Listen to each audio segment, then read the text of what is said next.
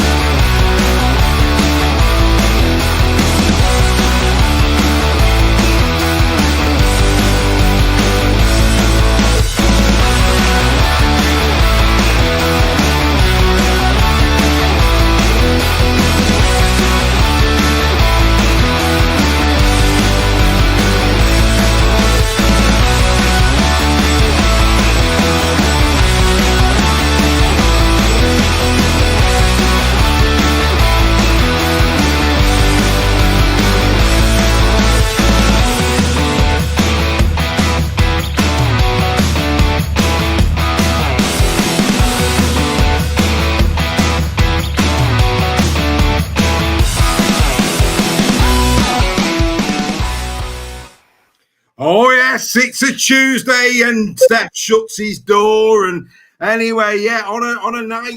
What's that? Oh, hang on, what's going on there? Oh, hello, something's just happened. Oh,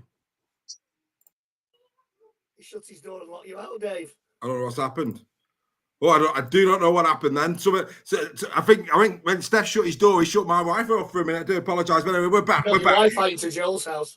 On a night when, two players go into the disciplinary committee with very, very similar incidents. One of them, well, Liam obviously was papping his horn too much. He woke up Paul Cullen and got a 6-man ban. As for Reese, he took his peanut butter cups in with him. He passed them around to the committee and he got away with murder. Unbelievable, boys. Absolutely unbelievable. Can you believe that those two very similar incidents, there's a 6-game difference between them? No, it's a weird one, isn't it? Very strange, especially when apparently the Wigan club wrote and said he wasn't injured. as well for the Horn one. It didn't say anything like that for the Martin one. So I know what it is. Go on. Rhymes with Vaughan. The conspiracy theories are They in. got mixed up. Shocking. Again, we'll talk about consistency, I'm sure, as we go through the show for other reasons. But yeah, I mean, come on. I mean, how I was expecting something for Martin. I mean, here's a question for you. If Reece Martin hasn't been injured all season and that wasn't his first game back, does he pick up a ban? That's a difficult one to answer. Just throwing it out there. It's a difficult one to answer. At first, I thought, I didn't know what he'd been cited for. I didn't know it was a shoulder to the head. But apparently, it's pulling his shirt as he's on the floor. It's exactly the same. It's exactly the same. What this is what gets me. When a teammate does that, nothing's said. But when an opposing player does it, and surely the risks are just the same. Yeah. Dawn, it's nothing to do with previous actions, but it's a grey D like that, mate. At the end of the day, two very similar decisions, as proven by the 36 points that Mr. Horn has also got. So he's now got to be a very, very squeaky clean boy for the rest of the season. Quite unbelievable. Anyway, let's not dwell too much on the stupidness of all of that. Like I say, Liam, whatever you do, next time you go into the car park, son, don't pap your horn. Do what Reece did. Take in the peanut butter cups. They go down a treat, son, I'll tell you. Action for Alfie now up to £2,803. Fantastic. Brilliant. That's gone up over £300 on the week, which is fantastic. If you want to donate to Action for Alfie, if you want to learn more about Action for Alfie and really help that family out, then do that QR code. Donate tonight. Put a smile on a very special young boy's face. Believe you me, it's well worth it. Go over to Action for Alfie on GoFundMe for all the information that you need as to why we have decided to support that family this year. It would be lovely if you could support him. Fantastic stuff. Right, okay. Boys, here we go. We're now on to tonight's show. We're going to waste no time. We're going to go straight into it. Shaun Wane has announced his 32-man meetup squad, for want of a better word. Such is the commitment that I have to our community. I could be in Salford at Worsley right now in a hotel in that press conference with Shaun Wane, but I decided no, I'm going to stay. I'm going to do what I always do. I'm going to do Super League Raw weekly, and we'll catch the interviews later. We'll make up our own stories, and they'll probably be better than what come out of there. So yeah, let's get straight into it. Now, what I'm going to do here, gents, what I'm going to do is we're going to go through the 32-man squad by positions: backs, halfbacks, hookers, prop forwards, and back rowers. That's how we're going to do it, okay? We'll just have a genuine discussion around it. And by all means, get involved in the chat. Let's give a few hellos. Craig Forth, good evening. Dawn Baker, we've already said hello to. Rolf Stagg Thompson, great to see you. Bazza Kingston, also in there as well. Aaron, Tom Massa. Phil Webster's with us. Kerry Robinson's with us. Kinetic Rugby League is with us. Good to see you, Kinetic Rugby League. I believe collaborations are on the cards. Absolutely outstanding, sir. Great to have your company this evening. And we'll keep giving you your shout-outs throughout the show. Right, okay, let's go straight to the backs. So here they are. The backs that have been chosen: Harry Newman, Ash Handley, an injured Matty Ashton, unlikely to feature. Tom Johnstone, Harry Robertson getting a call up for his efforts this year for the Saints, Jack Wellesby, Liam Marshall, and Jake Wardle. Now, you'll notice that I've put omitted Jack Broadbent. Now, people are probably going to be saying, our Wakey followers, what about Max Jowett as well? So what I'm going to do, let's have a little chat about this. First and foremost, of the players that have been selected, any issues with the 8 that have been selected? I mean, Matty Ashton, I don't understand because he's not playing. So why, for me, that just seemed a waste of a slot for me. Yeah, Matty Ashton won't figure. He won't figure till next season. Harry Robertson, again, too soon for him to be facing the Aussies. Too soon for Shaun Wane even to think of him facing the Aussies, in my humble opinion. So there's some, Wardle, I agree with Marshall. John Stone, as he's now known. So yeah, I'm surprised Broadbent isn't in there, I must admit. I think he's been solid. Yeah, absolutely. You've got Oliver Stokes. Good evening, young Ollie. Ollie, of course, will be coming on very shortly for What Would Oliver Say, but good to see you, young man. Hope you're well. And of course, he's back in Broadbent, and you'd expect him to as a Robins fan. But look, Steph, Oh, I mean, I'll get to this in a minute. Only Wellesby as an out-and-out fullback selected in the 32. Surprising that a player like a Broadbent, who could slot in at fullback should injuries hit, could slot in at centre, could slot in on wing, that type of utility player. I mean, you could argue Harry Robertson's got that, but for me, understand why Robertson might have got in this initial squad. We were expecting to feature in the Ashes, no. But who deserves it more, Broadbent or Robertson? I think that's a tough question, Steph. I'd definitely say it's Broadbent, and it blows my mind to think that there's no Hull KR players selected, given how we've waxed lyrical about how good their attack's been. It's just bonkers for me. I think Davis as well. It's been mentioned in the chat. He's having a great season for them. So when you could easily take Matty Ashton out of that, but it seems just a ridiculous selection to put in. And a really good opportunity for Shaun Wane to get him into that training camp and see what they made of. He knows Matty Ashton anyway, so it's just a duff selection for me, that.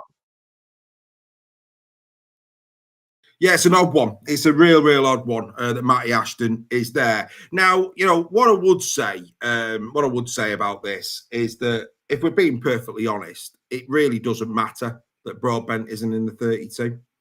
If we're being honest, because Herbie Farnworth's coming in. So we know it's going to be a Wardle and Farnworth. That's an absolute given. We also know that Dom Young's coming in. So that's the Ashton factor. So, maybe showing Ashton a little bit of loyalty, keeping him in the mix. But, we'd expect Dom Young certainly to feature in it. So in terms of when you take that into account, whether Broadbent was in this squad or not, he's not getting in front of Wellesby. He's not getting in front of, who is getting in front of Herbie Farnworth? No one. Jake Wardle. He's not getting in. So for me, when you factor that in, Greg, it really doesn't matter that much. Albeit it would have been nice for him to have got the recognition and been in and around the squad. I agree, and you need a player like Broadbent who can play a number of positions. You do need utility players in your squad in case there's an injury. So I get what you're saying. Yeah, I agree. Just as a reward for the way he's played, the way he's fitted into different roles this season, and that type of player can sometimes be the difference in a squad. I'm not saying he's going to win us the Ashes, but having that type of utility player who can fill a number of roles sometimes is worth a lot, even coming from the bench if there's an injury. But I agree with you, Dave. When you factor in Farnworth and Dom Young, and Wellesby, if fit, is going to be first choice fullback. Well, the thing about Wellesby is the other person that's going to come in is AJ Brimson from Gold Coast Titans, who's put his hand up for England in the Ashes series. So again, people might not be aware of AJ Brimson, but AJ Brimson put himself up for England earlier in the season. He's the fullback at the Gold Coast Titans. He's played 126 games in the NRL. He scored 51 tries. This season, he's appeared 14 times. He scored 8 tries, made 5 assists, 38 tackle busts, 7 clean breaks, a tackle efficiency of 84%, and he makes 119 metres a game in the NRL. And he's a decent player. And that's why AJ Brimson will be selected in the 32-man squad. I've got no doubt about it. So, in terms of the backs, I would even go as far to say that even Robertson probably won't make the final cut, because when you bring, I'll be very, very surprised if he did. Exactly. And on that basis, I think somebody like a Broadbent in for Ashton in this one, who's unlikely to feature, would have been a nice touch as recognition, because if he carries on developing the way he's developed this season, he will probably be in the international conversations in the years to come if he carries on his progression the way that he is. There has been a question by Kerry Robinson, a KR fan, in the chat, saying she's surprised that there's not more KR. Well, not in the backs, Kerry. Arthur Morg's friend, she's not in there. You've got Petter Icker in your...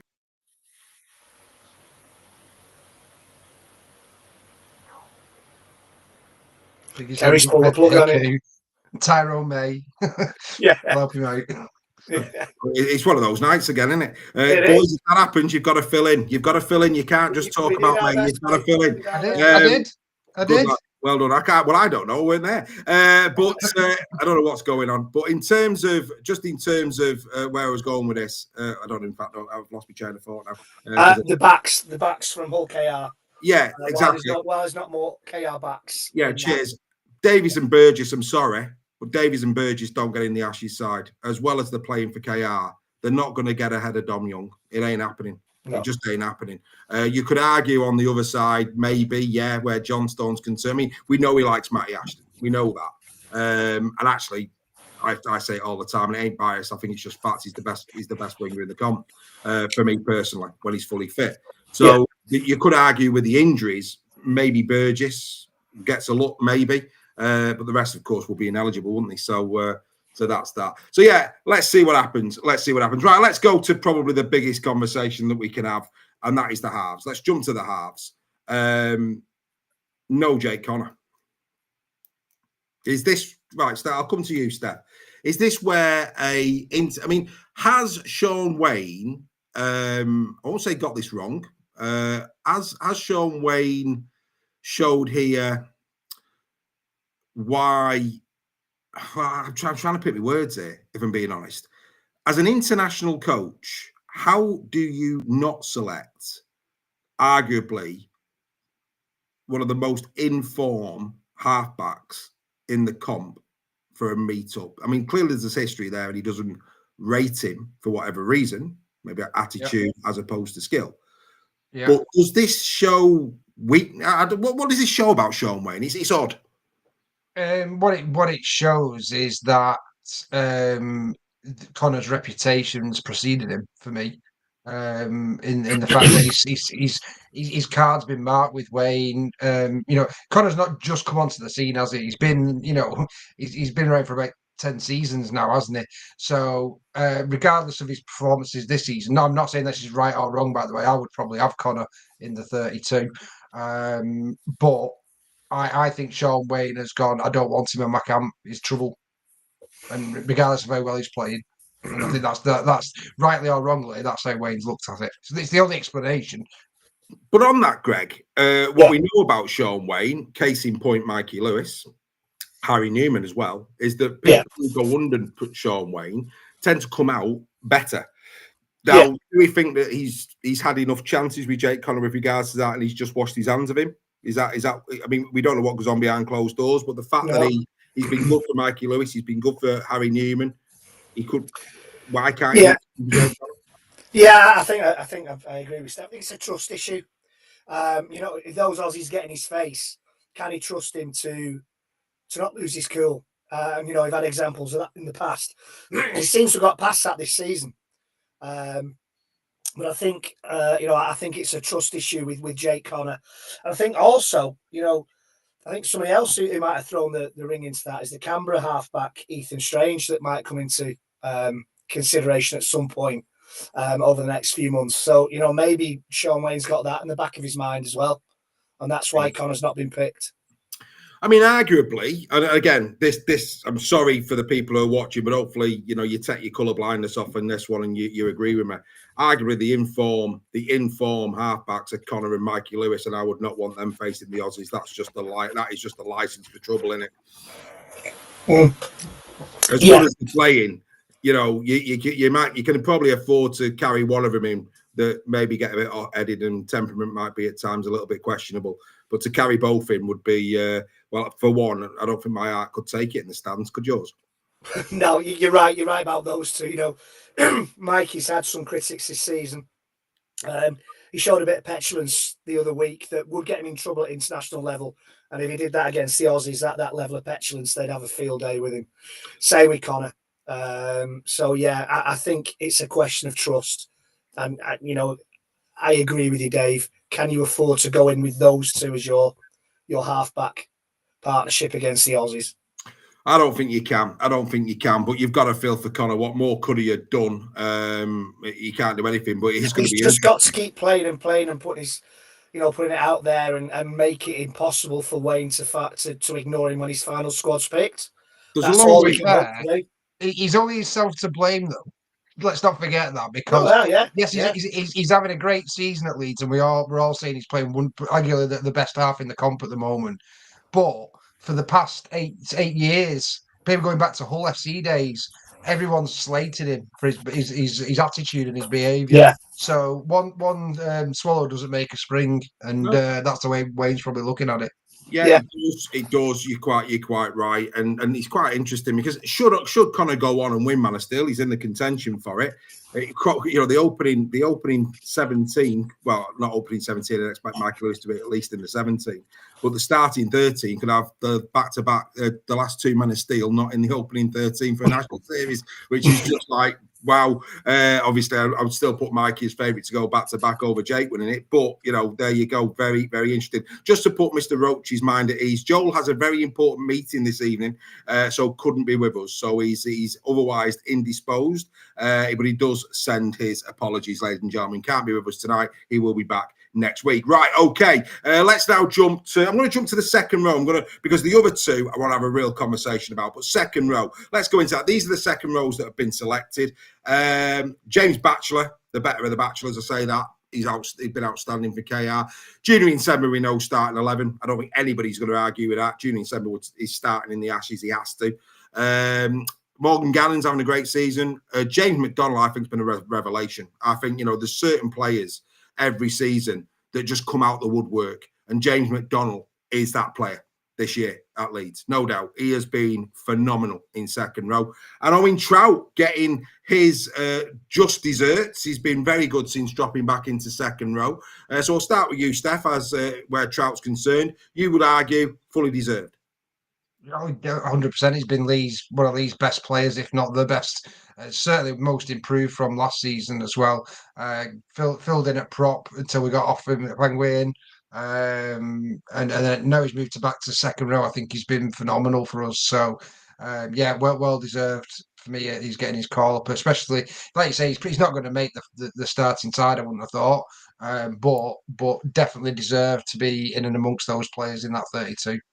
But on that note, and I'll come to Greg in a minute, on that note, I feel for Frankie Alton. Now, people will be looking at Frankie Alton there and going, what's Frankie Alton doing there? Go and get into your detail. Go and have a research on Frankie Alton, one of the best defensive left second rows in the league, bar none.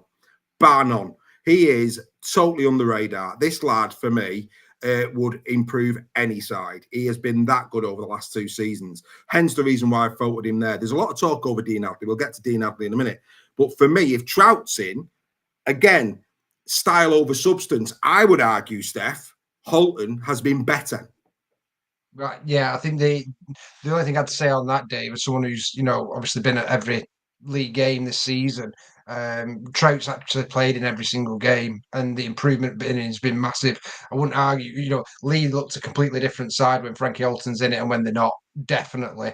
And I do feel a bit for Frankie. I think if Frankie had played every game this season, then we may well have seen him, in there instead of Trout. But yeah, I think Trout's performances this season have just got him slightly ahead for me.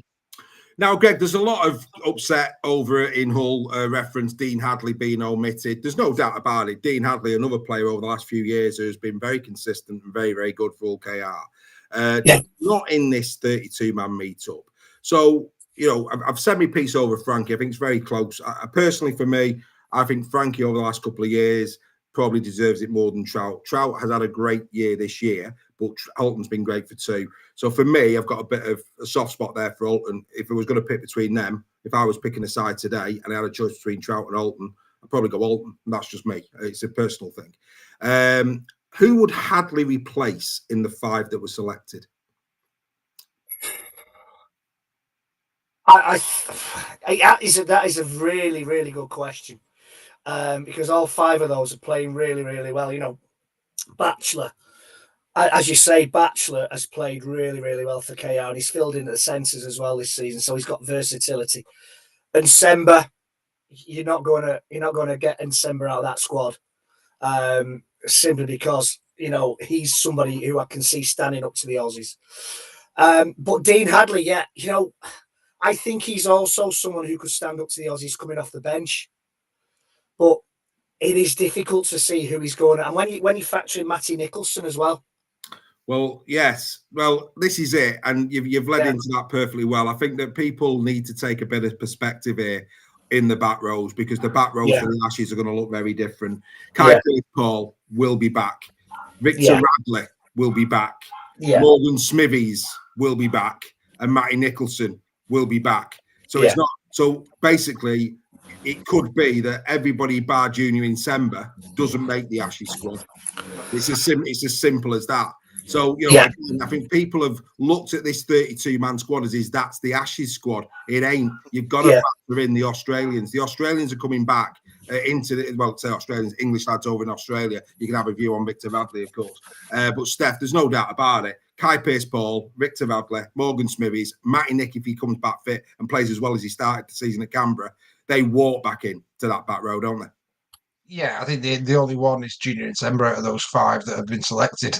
So it's as simple as that. So it's a bit of a waste, but I think it's more so for the experience for them, isn't it? And to get them used to being in an England setup, and to probably motivate them a little bit to want it that bit more and up the performances to actually get into the Ashes squad or the World Cup squad, isn't it? That's going to be the next big one. So I like the idea of this without the Aussies, that they are actually bringing people into that environment and giving them a taste of it. Well, it's unlike, Victor Radley for me, probably World Cup might be a step too far. So there's an opportunity there.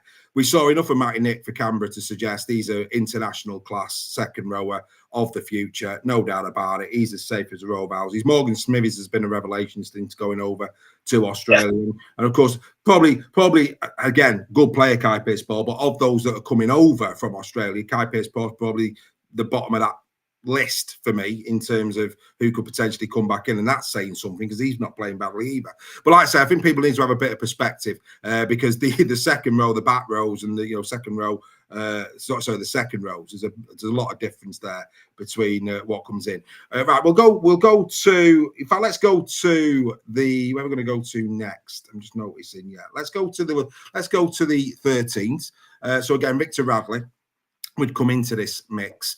Elliot Minchella, Morgan Knowles, who I've said I think he's playing some of his best rugby for many a year this year. Who'd have thought he was going to Australia? And Ben Curry, who, again, Ben Curry's been very, very steady away this year for Warrington. Callum Watkins, of course, omitted. A lot of noise around Callum Watkins being omitted. I said, I think it was on Final Whistle, I might have even said it on Round Unpacked. Callum Watkins can't be in an England squad. I'm sorry. His time has gone in that respect. Great player, still going to do a job for Leeds, but Callum Watkins is not England international in the Ashes series. Steph, am I wrong or not? No, absolutely right. Callum's been brilliant, and he was great for Salford. He's been even better since he's gone back to Leeds. He's playing obviously in a better team there as well. Phenomenal against Lee at the weekend. Really, really, really good performance and rolling back the years a little bit, but. Callum's at the twilight of his career now, and it won't do him any good being in the England. He needs to focus on his performances for Leeds and doing, a good job for them this season and probably next season as well. But I think it would just be a distraction for him, and I don't think the Leeds fans will be overly bothered that he's not even been considered. My mate Alex Sharp, what a difference a year makes. Watkins can't, but Cam Smith can. Hey, go on, Sharpie boy. It makes sense. Good old Cam Smith, great player. Reggie, like I say, wherever Radley comes in, Morgan Smithies as well. I think Craig said it in the chat as Dawn as well. Morgan Smithies can play 13 as well. But here's one for you, right? Who would you pick as your 13? Let's just do that before we move on, Greg. Who would you pick? So if your choice was between... I think he's only going to have 3-13. So I'm looking at that. Possibly, let's say he's probably going to be... he probably will pick both Victor Radley and Morgan Smithies in his backs stroke 13s. So let's go against the 5. I think perhaps Ben Curry might drop out of this. I don't know. But of those 5, Radley, Smithies, Knowles, Minchella, Curry, who would you start in the Ashes? I would start Smithies personally because he's been. Well, you're having problems there, mate. Your mic's playing up. Oh, is it? I do apologise. Can you hear me now? Yeah, you're back now. I personally. Turn your phone off, mate. My phone is off, mate. Well, something's going on.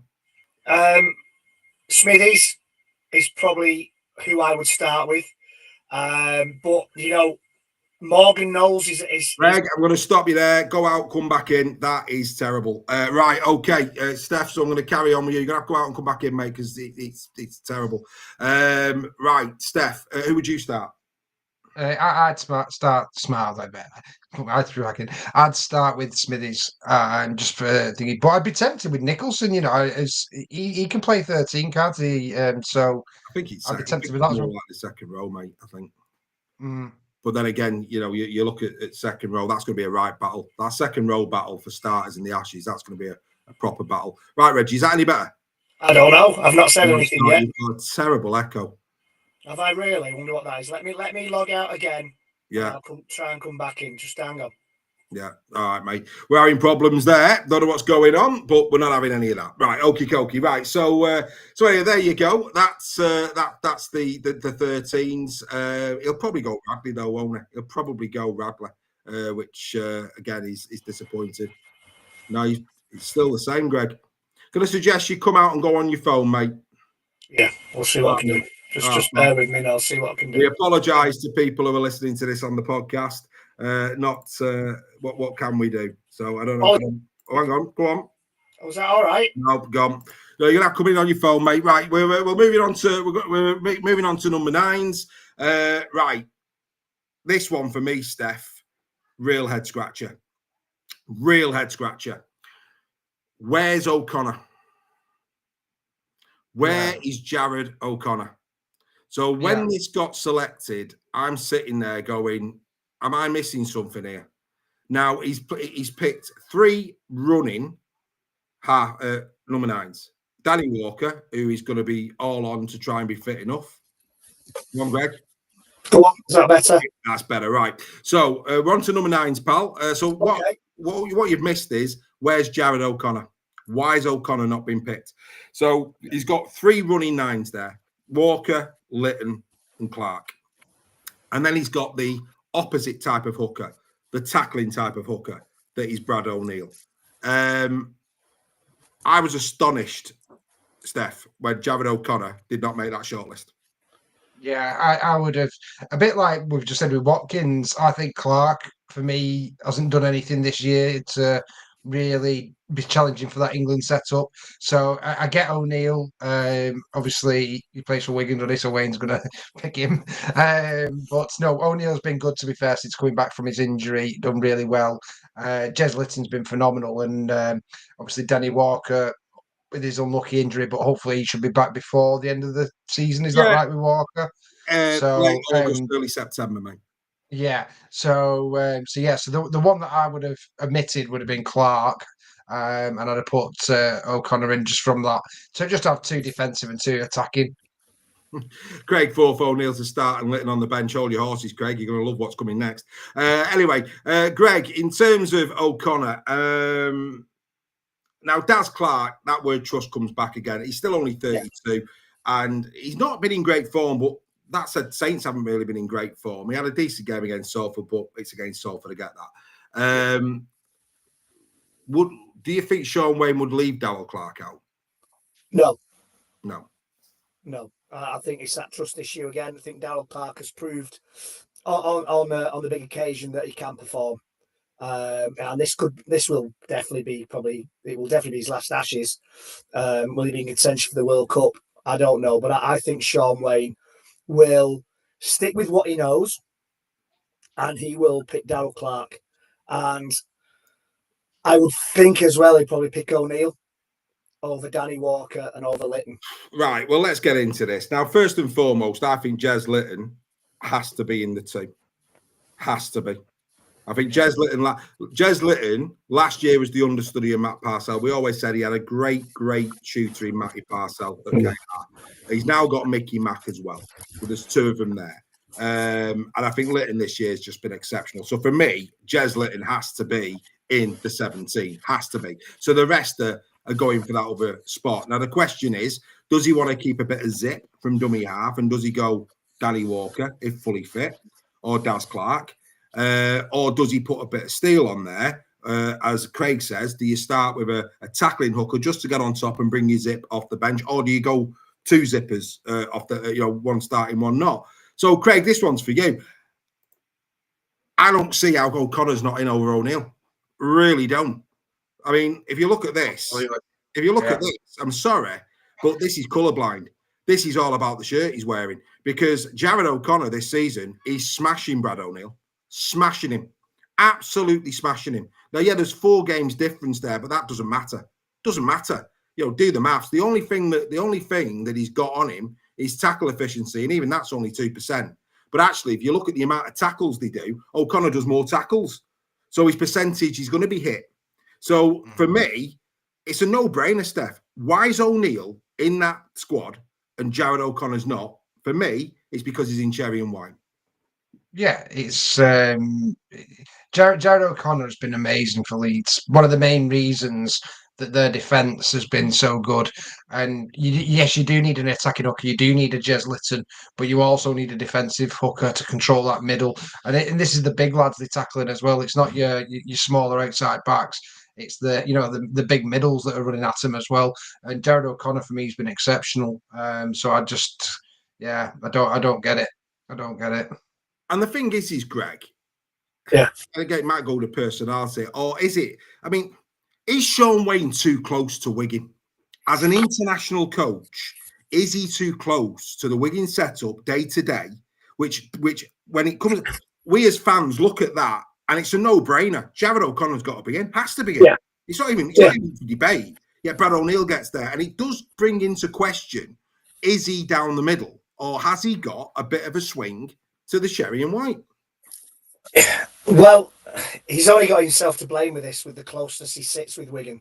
So, he opens himself up to that accusation that he's too close to Wigan, and he's picking the England squad with his cherry and white glasses on because of the way he's aligned himself with Wigan. So even if he's not, even if he is just choosing on merit alone, there's always going to be that accusation. And, for Shaun Wade, I think, needs to move away from Wigan a lot more than he is, to kind of, so people don't affiliate him with that kind of accusation, I think. But it does look that way, doesn't it? Well, it does. It does to me. It does to me. I'm sorry, but I just find that one really, really odd. Right, let's get into the props. And this might surprise some people when you see who I've selected as the person who I cannot believe has been omitted. Again, we at Super League Raw, we don't care who you play for. We don't.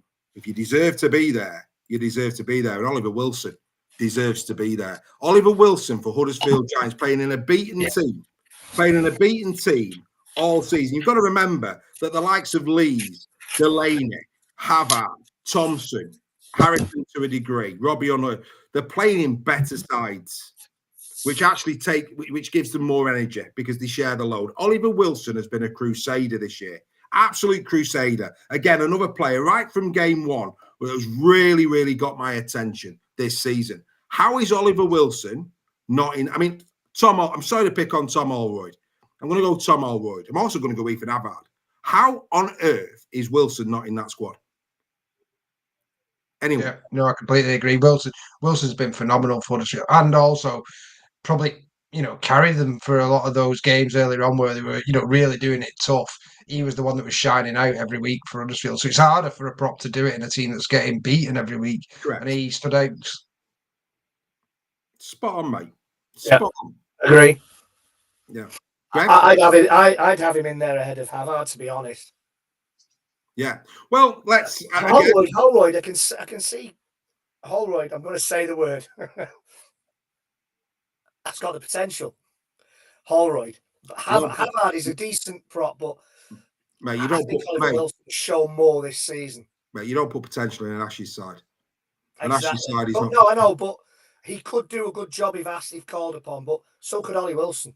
He should be nowhere near the squad, mate. And again, right, it's all opinions. Well, absolutely, and I'm going to back it up like I always do. Yeah. So here we go, Ollie. How's he not there? Even Havard, Tom Holroyd, Ollie Wilson. So now I'm going to draw your attention. First of all, Havard injury prone. He has been for many seasons. Played 5 games this year. In those 5 games, he made 3 tackleables. Do the maths, triple it. It's still only 9 to 35 for Oliver Wilson. So it's not even under comparison, right? Tackles, yeah, all right. He's putting a bit of a knock in there, but it's still only pretty much the equivalent of what Oliver Wilson's doing. Yes, he's got a better tackle efficiency. That's where Ollie's got to get better. I will concede that. But again, what you've got to take into account, the amount of work he's doing for Huddersfield, he's getting tired a lot more, which means he's going to be less efficient. So again, you've got to factor that in. Would he have a tackle efficiency greater than 90.7 in Leeds and Wigan? Yes, he would. 100% he would, because he'd have more energy.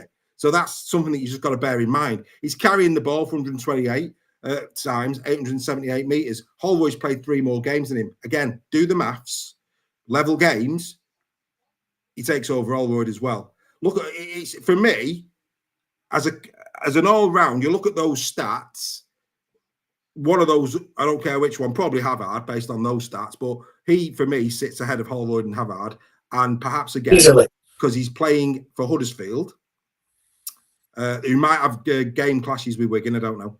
He's not in the squad. Don't get it. No. You're 100% right, Dave. Absolutely, I can't argue with any of that. He should be. I don't know. How's a player who's only made 5 appearances getting in the squad? I wonder. Well, and this is why, going back to what Greg said, it does make you question, doesn't it? It does make you question, because if I'm Oliver Wilson, I'm asking, what have I got to do? Right, if that's Robbie Mulhern only playing 5 games for the league this season, is he getting in the England squad? No, he's not, is he? No. What's the difference? There's not. Exactly. And Alex Sharp in the chat saying Holroyd doesn't play as long, probably excusing some of those stats. Well, yeah, which is even more impressive for Wilson, because the amount of minutes he's doing. So imagine if Wilson could actually conserve his energy, do less stint, and come on in more, in like, I don't know, 25-minute bursts. I mean, there's been some games this year where Ollie Wilson has been doing nearly 60, 70 minutes for Huddersfield. I mean, it's just, it's a nonsense. That's where the argument. Yeah, that's where the argument of playing in a better side. If he's playing in your Wigans, your St Helens, your Warringtons, Leeds, then he's going to be playing 40 minutes max a game, because they've got the other props there to do it. So his stats would just go through the roof for his minutes played if he did that. Nobody's going to go into. I mean, look, you could listen to other podcasts who say that Bevan French should play on residency purposes. I mean, and we wonder why the international game's dead. I'm not being funny. Bevan French, as good as he is, and people are arguing, if he's eligible, let him play. No. If we want a vibrant international rugby, and again, I could be wrong, lads, shoot me down, call me a traditionalist, but I'm sorry, but I want British lads, English lads in England, British lads for Great Britain playing in that shirt. I do not want these heritage grounds, residency grounds, and all that, because it just it turns me off. I want to see homegrown players, and we've got enough of them to go and give it to the Aussies. Because if we was to beat the Aussies with 7 or 8 residencies, all the rest of it, they say, but you beat us. Yeah, but you beat us with a load of Aussies in the team. That's what they'll say. Yeah, exactly. That's why I don't want Victor Madley anywhere near the team. Exactly. Well, I've no problem with people who qualify through parents. That, to me, because they've still got English heritage. That's their, that's their blood. How far back, mate? How far back are you going? Parents and that's it? Or are you going grandparents, great-grandparents, the dog, the cat? Well, it's thinking with Australians, it's different in it, because obviously a lot of people from England emigrated to Australia, so there's always going to be that ancestry there, pretty much with a lot of those players. So I would say if it's your direct parents, then you would qualify. I don't like the ones that are clearly no English in them whatsoever, but they qualify because of being in England for 6 years or whatever it is. That's where I've got a problem with. If you've got clear English blood in you, I have no problem with them playing for England. I think it should be the country you're born in, full stop. Saves all the argument. The country you're born in is the country you represent. That's the end of the match. But no, hang on, Reggie, hang on. If you can qualify for a British passport, then which you do through your parents, then you're just as English as anybody else. True, but I still go. It's the country you're born in. Well, yeah, but look, but we live in. Just my opinion. I agree. I don't get it wrong. I can see why you're going that way. But I agree. But I think where Steph's gone there, I think if you are a second descendant, so if your parents have emigrated to a different country, I think you're that they will. It's like me now. If I move to a different country, you're never going to get Britain out of me. I'm British. No. That's what I am. So that will go into my kids, but their kids. it'll just get diluted and diluted and diluted and diluted. To British heritage doesn't mean anything. So I agree. I think you get to a point. I think parents, but then after that, no. I think where it suffers is it's players who, how to say this without sounding disrespectful, players who probably aren't good enough to play for a certain country can then choose to play for a different country to get international honours. Yeah, but I think that's that. I think you've got players playing for Lebanon, Aussie players playing for Lebanon and places like that. Well, I think the thing for me here is, and only the player will know. But for me, is it for their ego, or is it because they're passionate about that country? And that's a whole different debate. It's kind of the point I was making. Yeah, that's a whole different debate. And I think, like I say, if your parents were the ones who emigrated, I think you've probably got values of that country in you, and they will be teaching you about their heritage, their upbringing. They'll be telling stories about living in, so you will have a good knowledge of that country. So I think you're probably close enough at that point. But I think the longer it goes, I mean, great grandparents, great grandparents, and all the rest of it, you're thinking, for me, it's exactly that. It's not that they want to represent the country; they want to play in a World Cup, and that's where it's wrong. Just as a final killer of this one, Reggie, for your to counter your argument, if we went with what you said and you apply that across the game, because you can't say, oh, it's a British thing, it's got to be for everybody. Wales won't have a team, Ireland won't have a team, Scotland won't have a team, Malta won't have a team. So if you want to kill international rugby league, then you say you've got to come from that country, and that's the only thing. Yeah, that's a good point. Well made. Good point, well made. But then equally, if those rules had been in place since the dawn of time, would they be promoting the game more in Wales, Ireland, and these countries? They weren't, though, were they?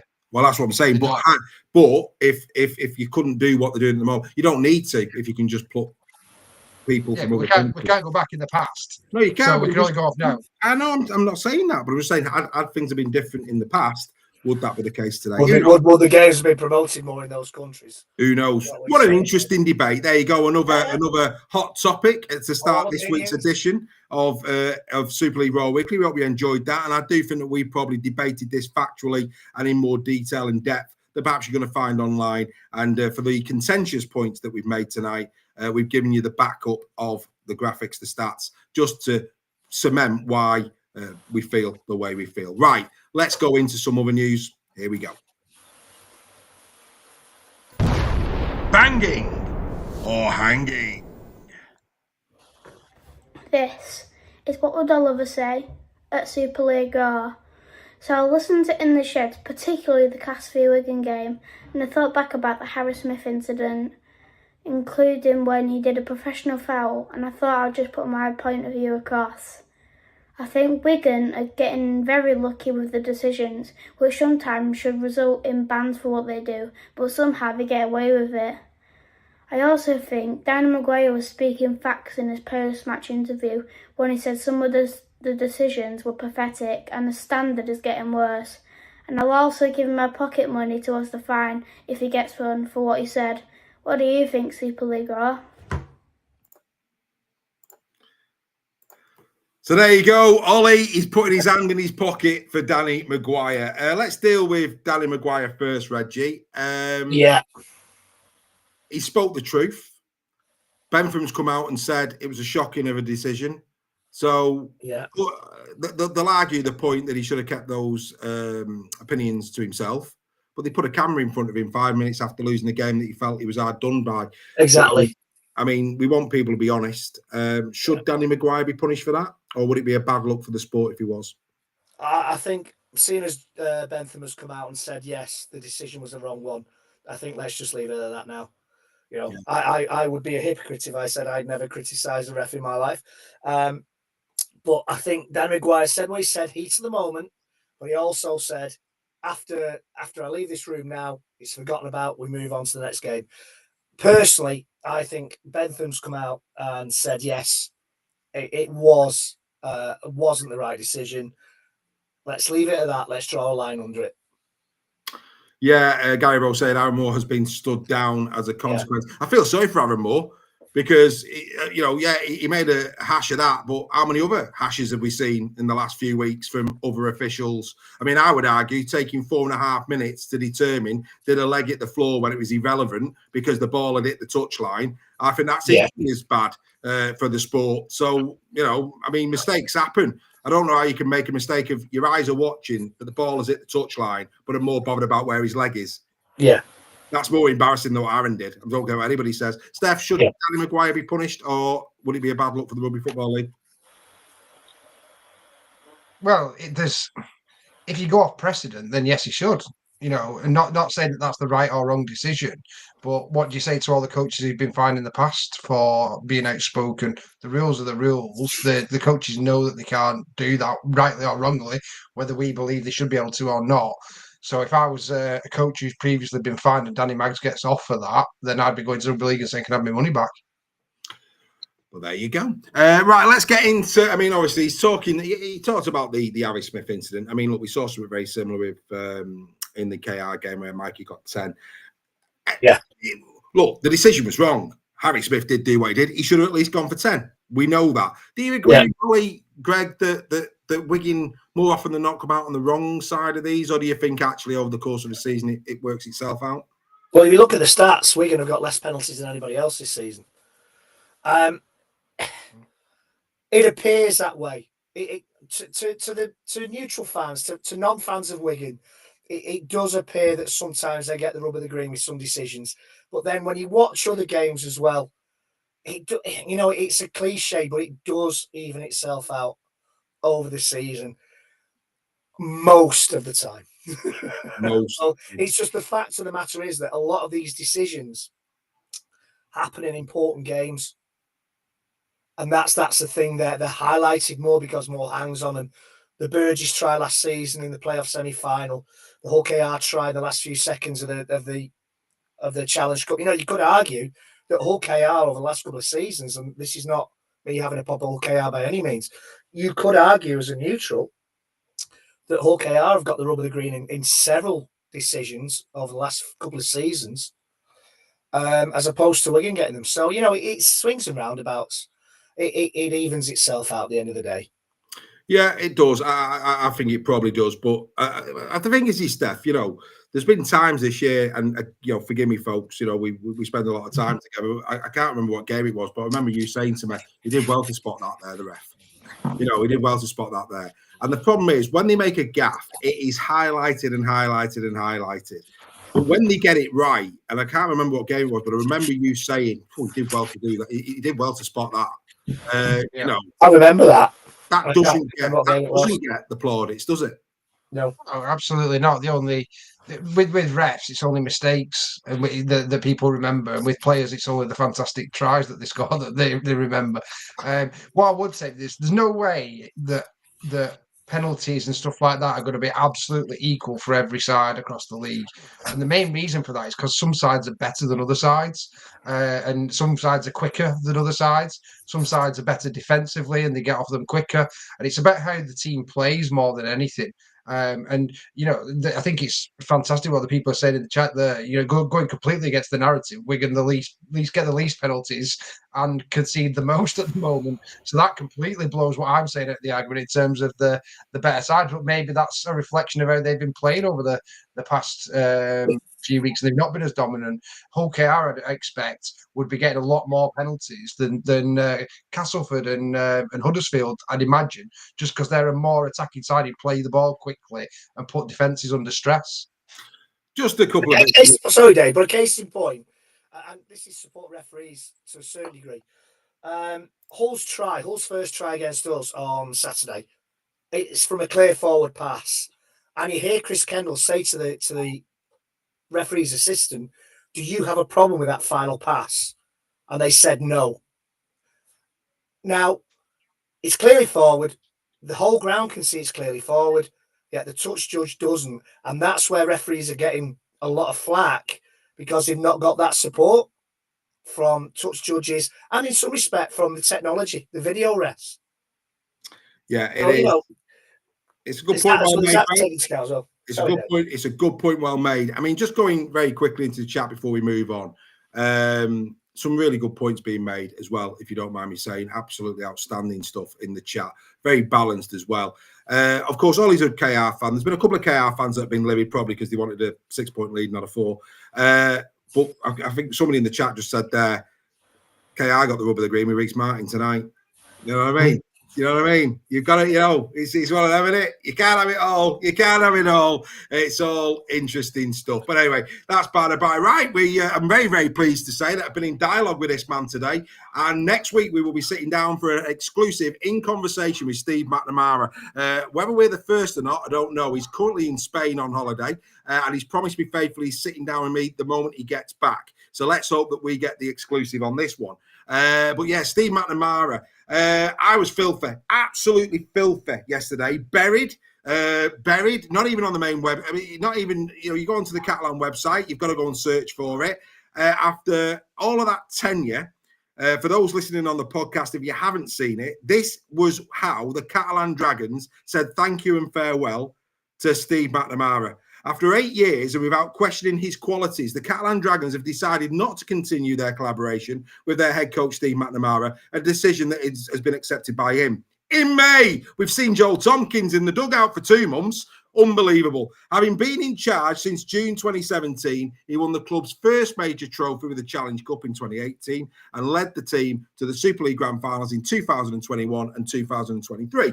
The club sincerely thanks him for the success he achieved. Everyone at the club wishes him all the best for the future of his career. I just want to read that again. The club sincerely thanks him. Really? Month later, and you give him 3 paragraphs. 3 paragraphs. Now, I was livid when Lee Radford was sacked at Hull FC because I thought it lacked a lot of class. This, for me, perhaps not as brutal, but lacks so much class. My actual words to Steve was lackluster. He didn't correct me. Great if we can get it. Well, we are getting him on. Great if we get the exclusive. But lads, can you believe for all that man did for that club, that is all they have done to pay tribute to Steve McNamara? Disgraceful. Absolutely disgraceful. A Challenge Cup and 2 grand finals. Put French rugby on the map. Put French rugby on the map. Turn them from perennial losers to a team that was within minutes of winning a grand final first time around. I think it's absolutely shocking the disrespect they've shown in there. Absolutely disgusting. As somebody rightly said, where's the League Leaders Shield in those? Exactly, yeah, League Leaders Shield, yeah. So much respect and qualities and all the rest of it that they failed. He turned them from a team that everybody wanted to play in the Challenge Cup, that nobody wanted to play in the Challenge Cup. Unbelievable. Steph, can you believe it? No, I think it's pretty poor, isn't it? And I think it wasn't just what he's done in terms of the getting to the finals and things like that he's done, but also the standard of players he's brought over, the contacts with the NRL agents and everything like that, which he's brought over. Catalan wouldn't have signed those players without Steve's NRL experience and the people he knows over there. And they've had some phenomenal players, haven't they, over the years, what he's brought in. And also the ones he's got right from England as well, like your Sam Tompkins and the legacy that he's brought in with that. So, yeah, it's I think when it's you've been with a team a year or two, maybe you could understand it. But for the length of time he's been there and the loyalty he showed to that club, it was pretty poor, wasn't it? Well, he was, and let's not forget, he has been he's been the megaphone for French Rugby League. He's look at the French players he's brought for it. Wasn't he the longest serving coach as well for a while? Absolutely. It's not like he's gone and played Championship manager and just brought people in. He's actually developed the French game. I mean, it's just, for me, absolutely, I can't wait to sit down with. I think that's going to be outstanding. So, members, you have got that coming your way. Hopefully that's going to land not this week. He's in Spain. He's back next week, and he's promised me faithfully we are going to be sitting down the moment he gets back. So really looking forward to speaking to Steve McNamara, and I'm sure everybody will be tuning in for that one. It should be quite simply epic, is what we would say. Anyway, we've gone into, I mean, that's we've been a bit spiky for the last couple of topics.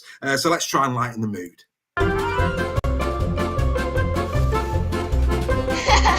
Capture the photo!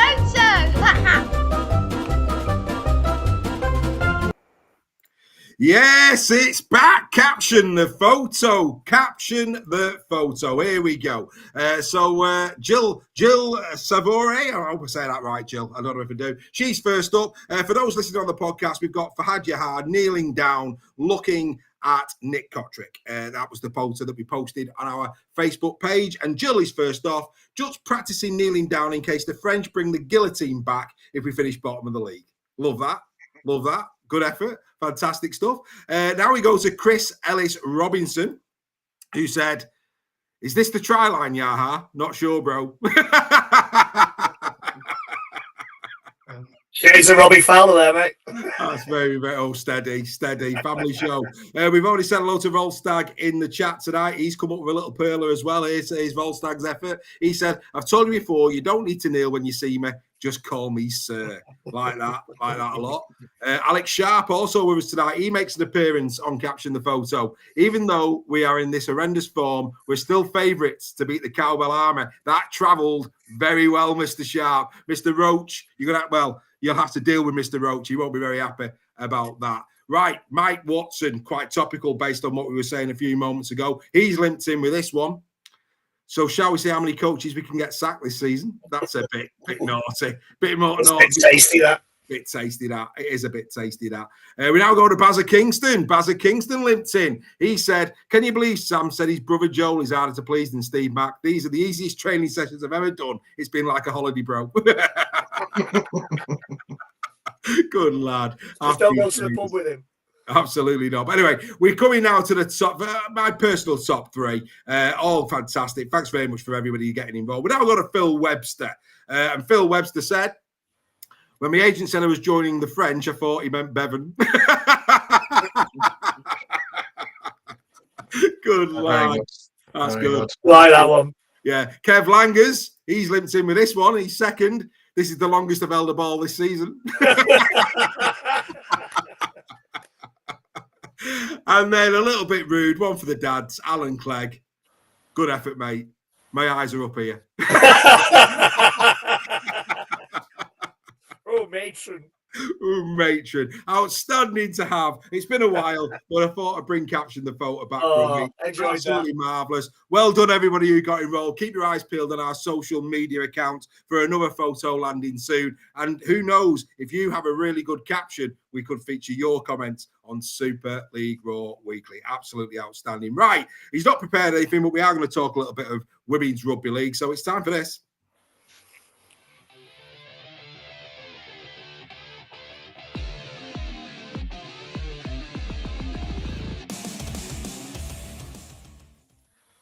So here we go. We're going to have a little chat. Steph's disappeared like he always does. I'm sure he'll come back in a moment. We're going to have a little chat about Women's Rugby League. Of course, these are the results, Greg. And across the bottom of the screen is the standings. Of course, a point now between Wigan and Saints in the league. Saints second draw of the season. I want to talk about that game at Robin Park. I watched it on Sunday. I did make the fatal error of turning over to the Salford Saints game. And then I decided after about 20 minutes what we're doing. And I went back, and I'm glad I did, because the end of that game was outstanding. You've been saying for a long, long time, get yourself to a Women's Rugby League game. Yeah. The standard's great. Now, it's great in those top four. But when those top four meet, it's a very exciting game of Rugby League. I thought that was an exceptional advert. Just a shame that it was on the Sportsman, not on Sky. Yeah, it is. And, there are other games. Raiders and Giants as well was a good game. But that game, record crowd for a Wigan women's game, for a standalone game. More than 1,200 at the Robin Park Arena. Not a spare seat to be had. And a fantastic advert for the game. The one club mentality at Wigan is proving dividends. It was just a great game. It was skillful, fast. The tackles were crunching. I enjoyed every second of that game. I mean, I was covering the Warrington York game and watched it back on YouTube afterwards. But it was a fantastic advert for the women's game. I'd go to say one of the best games of men or women's rugby I've watched this season. It was exciting, and like I say, just had a bit of everything, had a bit of biff. You know, there was a couple of controversy. Bit of controversy. Wigan went into it with a few key injuries. I know that, but what's pleasing, I think, what's pleasing is having seen Saints get destroyed at Wembley. That was and for Saints' benefit, that was a giant leap forward in terms of Wigan. And they had Jodie Cunningham in the halves. They had Noemi Hardcastle, who was in the stands with a pot on her foot. An outstanding performance from Saints, especially. I think everybody expected Wigan to repeat their Wembley performance. Saints stood up. Their pack was outstanding on Sunday afternoon. Wigan have gone for youth, and it was good to see that the experience of Saints managed to kind of meet that challenge of youthful, fast players that Wigan have got on the field. Brilliant game. It was. It's exceptional. It was absolutely exceptional. And those people who haven't seen it, it's still available to view. Please watch it. Please watch it. Great game of rugby league. It was an outstanding game. Great advert for the women's game. If they could get 8 teams as competitive as that, it will be absolutely outstanding. Yeah. Yeah, and this is the problem now, isn't it? Without going into any of things I've talked about over the season so far, I'm saying that the one club mentality that Wigan have got, that Saints have got, that York and Leeds have got, that's been adopted by Lee and by Swinton, that there's no difference between any of the teams. They all represent the club, and we should all support the club. That now has to be adopted. Huddersfield are getting there as well.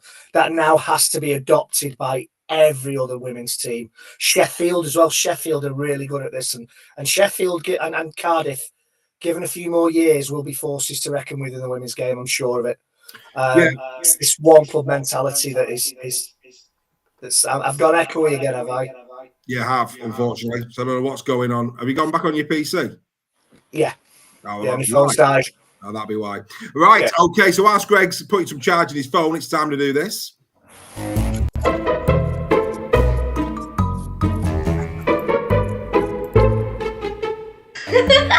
Give your head a wobble.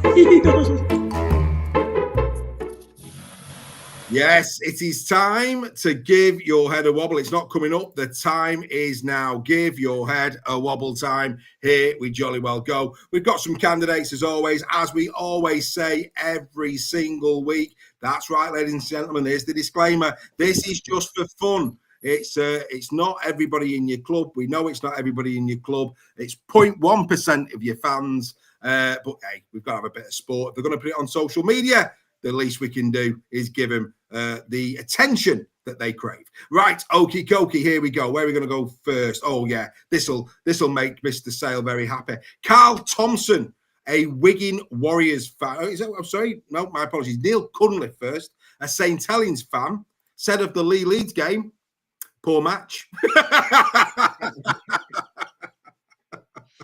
Look at this. If you like defence, then yeah, it probably was a poor match. It was a great game. I mean, defensively shocking, but as a neutral, he's a neutral. As a neutral, what wasn't there to enjoy about that game, Neil? You know what? Sometimes poor defence makes for a better game. I know we all hate it when our players knock on and drop kicks and whatever. Well, that game was brilliant. Loved every second of that game. Well, it wasn't an error fest. It was just that the defence was a bit poor from the side. So at key moments. Anyway, right. Okay, Carl Thompson, Wigan fan, commenting on the KR Wakey game, and this is what Carl had to say. Carl said, "Let's roll over for KR and play Wigan like it's a cup final."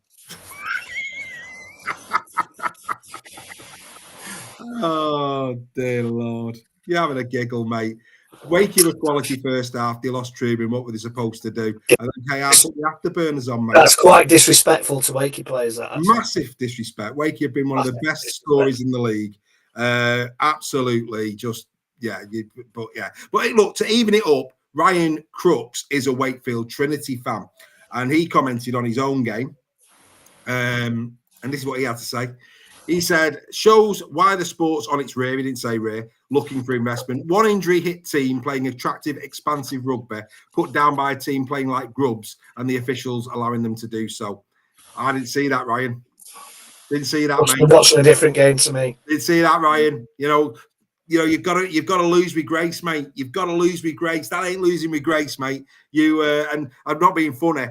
One team playing attractive, expansive rugby.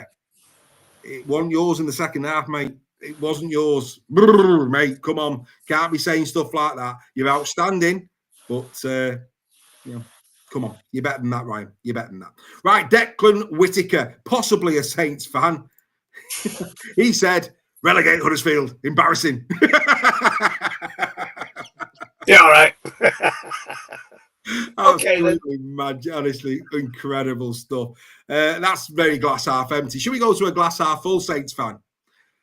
Are there any? Sarah Armstrong was very excited at the Totally Wiki at the weekend because she said, magic! I'll add some magic! The pure magic! She sounds just like that as well, mate. Probably. Oh, come on, do me a favour. You played Salford. Oh, dear God. Again, I'm not having a go at Salford. They can only do what they could do, but magic. Let's see how you go against sterner opposition. Deary me. You've won the lottery this year in terms of how the fixtures have fallen for you. Let's be absolutely clear. And, right, we're going to end as a rugby league community, as a rugby league family, because I haven't got a Scooby-Doo who this person supports. I haven't got a clue. So we're coming at this in unison, everybody, because we have a friend, we have Paul Johnson. Paul Johnson, who says, rugby league nowadays is very poor, very little skill, and certainly no characters, but that's today's standards. Paul Johnson, who has 7 friends on Facebook. I wonder why. I don't know what Saturday his comments on the fact he counted his friends. Well, I tried to find out who he supported, and when I went onto his profile, he had 7 friends. I was like, oh well, there you go. It's not always quantity; quality matters sometimes. Absolutely. So yeah, there you go. Absolutely wonderful, and I'm not being funny. I've got to go and give my voice. I strained it there, going magic. We're magic. Oh, I just hope she's saying that come the weekend. Imagine if FC beat them. Well. Anyway, look, this is a good one. It's now time for Team of the Week. Mr. Roach, put your feet up. Right, gentlemen, this is I think this is a good one. I genuinely think this is a good one. How do you like your eggs in the morning, boys? Here we go. Team of the Week is sponsored by The Good Estate Agent.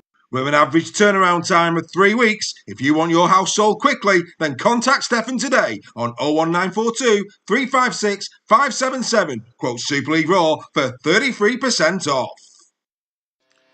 It's the Super League Raw Team of the Week for round number 16 with the Good Estate Agent 2025. Here we go again at 1. Is the man who descends from a family line of Millers. Lachlan Miller was at it again versus the Leopards with an exceptional performance. Move aside Ian Botham as Lachlan can eat 4 shredded wheat on this performance. At 2 is Keenan Brand. Time and again, he ate the Rhinos for breakfast on the right edge with 3 brilliantly taken tries on the night. If you were to ask Tony, he would say Keenan was great. At 3 is Petter Hiku, who shredded through the Trinity defence time and time again. Just like the little squares of goodness, Petter has many layers, with each one bringing satisfaction and delight to the consumer. At 4 is Harry Newman, who for once played with calmness and composure as opposed to brain explosions of snap, crackle and pop. Yet again, he has been selected for England and Uncle Shaun will be ready to freshly squeeze his rugby. At 5 is once more Tom Davies of the Robins. Every time he passed Tom Johnstone, he could be heard saying, Cheerios! There is no doubt that Davies is in the form of his life and his rugby, just like the cereal, is perfectly rounded. At 6 is Dejan Arce on debut. Forget cereals. This was a good old-fashioned full English of a performance. His hands were as soft as yolk. His runs propelled by beans. And he found the mushroom to bamboozle Ensemble with a dummy that had him on toast. At 7 is once again Jake Connor, who continues to play as crisp and as golden as a croissant dripping in butter. That's right, folks, there is nothing flaky about Jakey this year.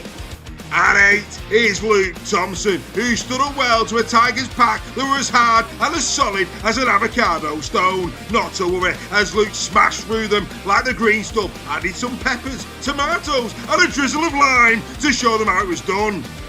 At 9 is Jez Litton once again. He might not have the fruit, but he certainly has the fibre to challenge any hooker to the England number 9 jersey this autumn. Is there a more devastating runner from dummy half in Super League? Well, we don't think so.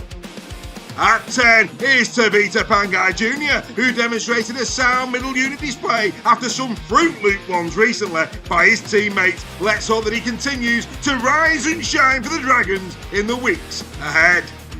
At 11 is the legend, the icon, the much loved and appreciated Liam Favell. Yes, you can have your fancy eggs Benedict with hollandaise sauce if you wish, but sometimes the simple pleasures of cornflakes drenched in ice cold milk are all that you need.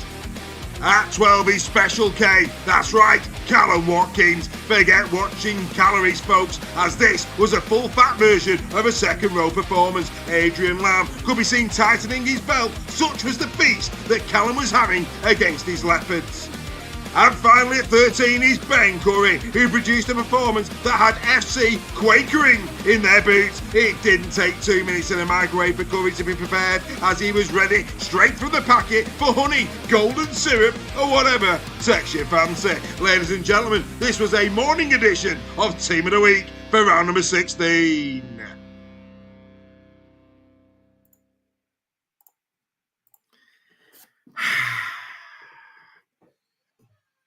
I quite enjoyed that one. Deary me.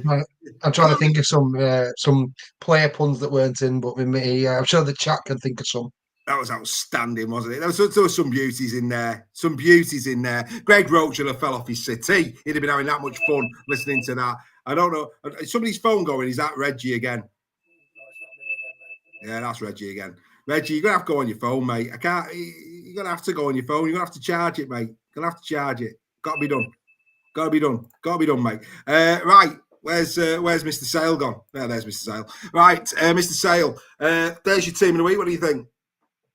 Yeah, really, really good team. Thought Callum Watkins and Connor and Newman and Miller were all great against Lee, so thoroughly deserved to get in.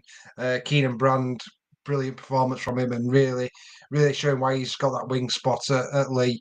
And great to see Arcee in there as well. I thought he was tremendous, probably his best game I've seen for Castleford.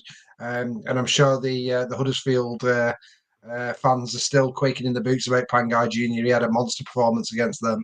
Well, he played to his standard. I mean, at the end of the day, we've been waiting for that. He's shown glimpses throughout the season, but I thought Pangai Jr. was very, very good indeed in that game.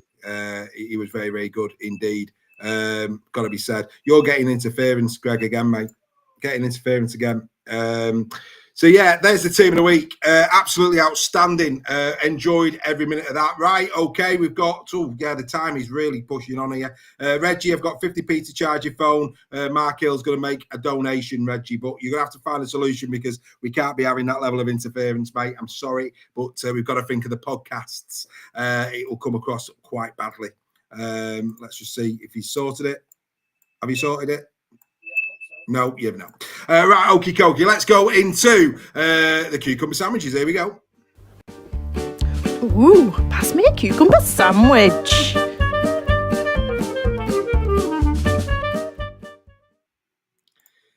Yes, it's time once again to pass the cucumber sandwiches. That's what we're going to do. We're going to have a look at the Albert Goldthorpe points. That's what we're going to have to do. Right, okie dokie. We'll start with the KR Wakey game. Let's see where we're going here. Right. So Tom Davies got their man of the match. 3 points, Steph. No issues there. No. 2 points they gave to Jez Litton. Yeah. Happy with that? Yeah. And they gave a point to Liam Hood. Yeah. No, I wouldn't want to. Is that any better? Is he back? I'm back. That's better. So, Greg, Liam Hood got a point for the Trinity game. We're now on cucumber sandwiches, mate. Oh, right, okay. Right, okay. So yeah, we've got a bit of an issue. Right, let's go to the game at Headingley. This is interesting. Right, 3 points, Callum Watkins. I don't think anybody would argue too much with that. I thought Watkins was outstanding on the night.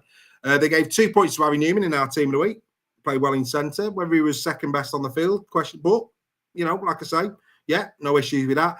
Who did they give the point to? So they've given 3 to Watkins, 2 to Newman. Who was top 3 players on the night? Who are you going? Connor, O'Brien, Brand. Yeah, Kieran Brand. Offengowie. No. Yeah, really good. He's getting better and better each week, Offengowie, but he wasn't in the top 3. He wasn't top 3. He wasn't top 3. Right, we now go to Wire. No Hull FC players got in their 3-2-1. 1 point, Greg. Roderick Ty. Top 3 players on the park. Roderick Ty.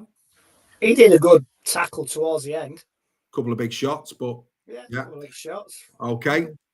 2 points went to Paul Vaughan. No.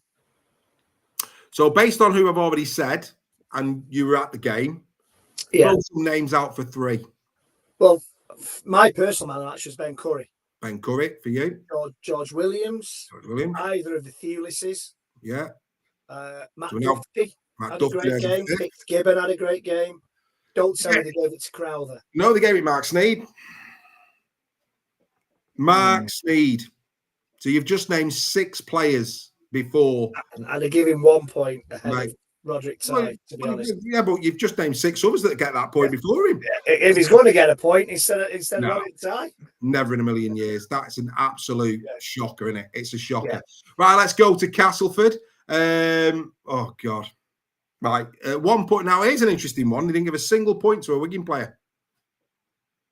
Wow. That might surprise you. Yeah. I know when's that ever happened before a team has won? Well, yeah. And not even Liam Farrell. Not even Liam Farrell, not even Jai Field, who was exceptional. Yeah. They gave a point to Tom Amon. They gave 2 to Arce. No issue with that. Here it comes. 3 points to George Hill. Say again. George Hill. Okay. George Hill got man of the match. Are you having a giggle? Okay. Right, just to clarify this, he tackled 23 times in the game. Westerman tackled 43, Lawler 42, Mellor also did 23, Amon did 25. He carried the ball 5 times for 30 metres. He was man of the match. I mean, somebody else. Hey, the Goldthorpe this year. Goldthorpe, yeah.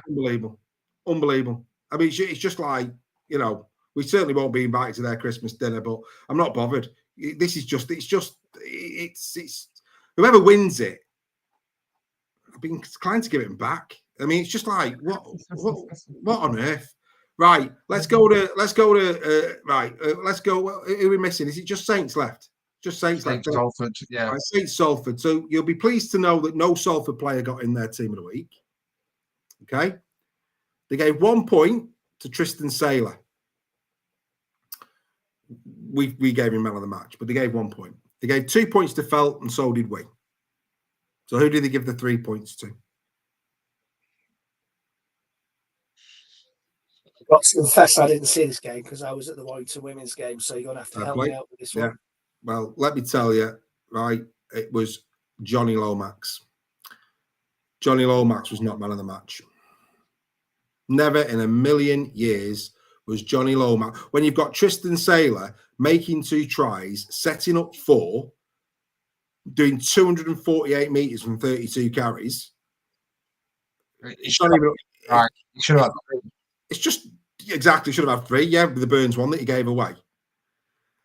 Wow, just simply wow. That's all I'm saying. I'm sorry, but yeah, I've got to go there because I want us to be better. I want us to get these things right.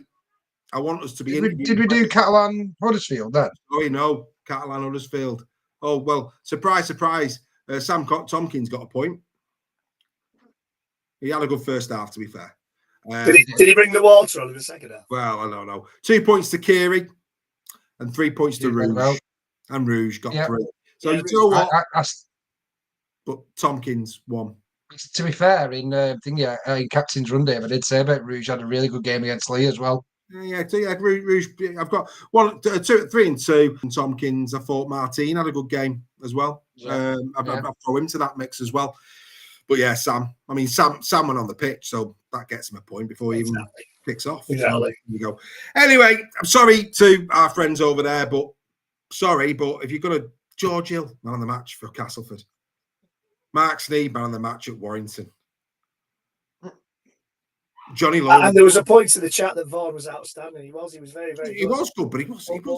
There were better players on the pitch. Yeah. Ben Curry was man of the match. I'm still convinced George Williams got the Sky man of the match so they could ask him about going to Australia. And that was the only reason he got that man of the match. Yeah, to be fair, I thought Williams played well, but you're right. But Ben Curry was man of the match. He could have been 25% less than he was on the day, George Williams, and he still got man of the match so they could talk to him. And that's what's wrong. Yeah. That's what's wrong. Right, okay, we're doing a bit of Super League Raw business. This competition still available, ladies and gentlemen. So for those who are tuning in for the first time tonight, the only way perhaps that you're going to get to the England second game at the Ashes.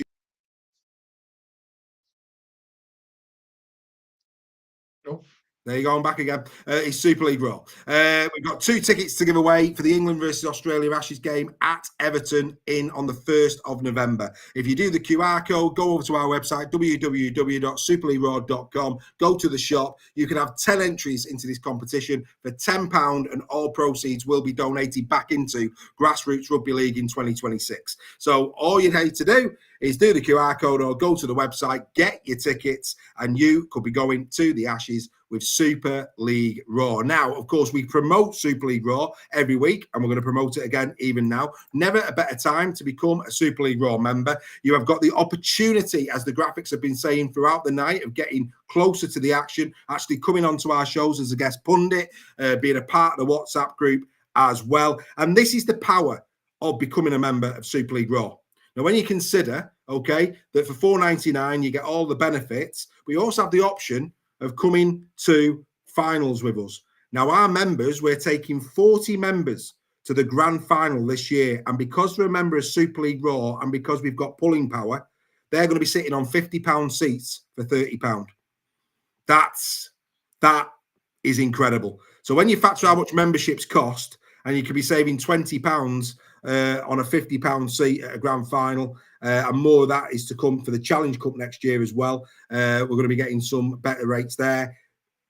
If you go to the games, if you go to these big showpiece events, you get your money back just by being a part of Super League Raw and coming with us. So great opportunity there. So again, go to superleagueraw.com, go and check out our memberships, go and become a part of this community. The WhatsApp group's worth it alone. The additional show of Round Unpacked's worth it alone. You can become a guest pundit on Final Whistle and on Captain's Run.